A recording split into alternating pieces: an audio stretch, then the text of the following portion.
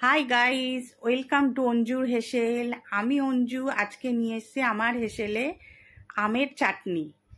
দেখো আমি আমের চাটনিটা কিভাবে বানাই। আজকে বানাবো আমি গুড় দিয়ে আমের চাটনি, কাঁচা আমের চাটনি। আম নিয়ে নিয়েছি, কাঁচা আম। আমটাকে ভালো করে ধুয়ে নেব। আমটাকে ভালো করে ধুয়ে নিয়েছি। এবারে আমি ভালো করে খোসা ছাড়িয়ে নেব। বটিটা খুব ধার, আমি আস্তে আস্তে আস্তে খোসাটা ছাড়াচ্ছি, দেখতেই পাচ্ছ। পুরো খোসা ছাড়িয়ে নেব, নিয়ে কেটে নেব। এই চাটনিটা তোমরা একবার হলেও ট্রাই করো, খুব ভালো লাগবে। একঘেয়ে ওই চাটনির থেকে একটু ভিন্ন স্বাদের হলে নিশ্চয়ই ভালোই লাগে খেতে। লম্বা করে কেটে নিচ্ছি আমটা।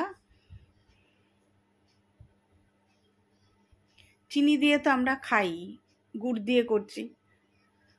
মৌরি, মেথি, কালো জিরে, সর্ষে, হিং, জিরে, গোটা জিরে সব একসঙ্গে কড়ায় সাদা তেল দিয়ে দিয়েছি। কড়া গরম হয়ে গেছে, সব মশলা একসঙ্গে দিয়ে দেব। মশলাগুলো একটু একটু ভাজা হয়ে যাবে, মশলা থেকে যে একটা সেন্ট বেরাবে, সেটার জন্য চাটনিটা ভালো লাগবে খেতে।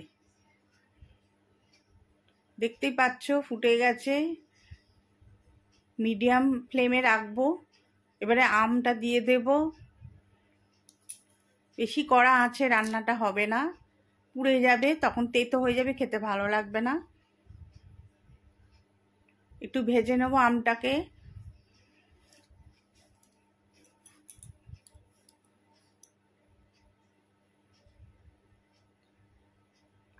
ভিডিওটি ভালো লাগলে লাইক, কমেন্ট, শেয়ার করার জন্য অনুরোধ রইল তোমাদের কাছে।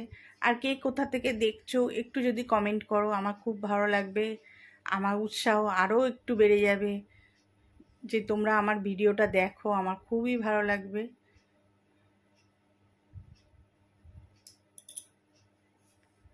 এবার একটু লঙ্কা গুঁড়ো দিয়ে দেব,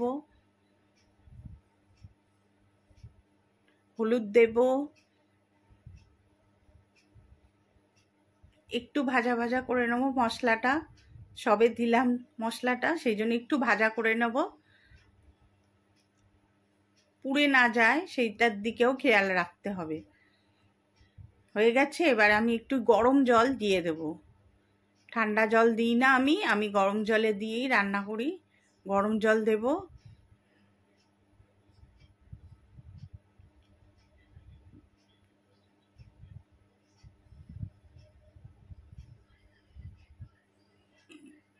ঢাকা দিয়ে দিলাম, ফুটে গেছে।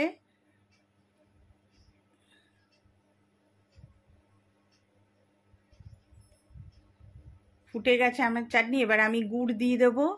দেখতেই পাচ্ছ আমি গুড় দিচ্ছি। আমি আর একটু বেশি করেই গুড় দেবো, একটু মিষ্টি মিষ্টি ঝাল ঝাল হলে খেতে ভালো লাগবে। ফুটে গেছে, টকবক করে ফুটছে, দেখতেই পাচ্ছ।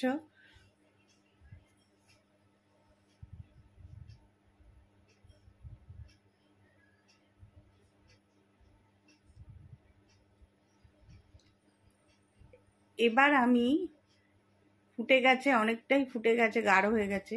এবার আমি এতে চাট মশলা দিয়ে দিলাম।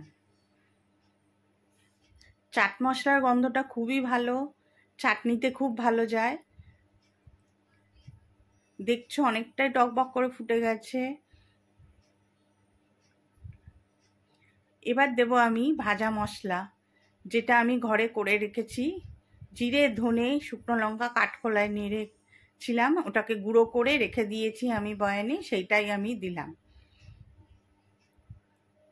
হয়ে এসছে। এবার দেব একটু বিট নুন। সাদা নুন আগে দিয়েছিলাম, এবার একটু বিট নুন দিলাম। বিট নুনের একটু টেস্টটা বেশি ভালো আসে চাটনির মধ্যে। এখন তো কাঁচা আম অ্যাভেলেবেল, তোমরা একবার হলেও ট্রাই করো, খাও। আমাকে পাশের বাড়ি বাচ্চা ছেলে, ক্যামেরাম্যান, ও আমাকে করে দিয়েছে, ওকে একটু দিলাম। রেডি আমাদের আমের চাটনি। গুড় দিয়ে। ভিডিওটি ভালো লাগলে লাইক কমেন্ট শেয়ার করতে হবে।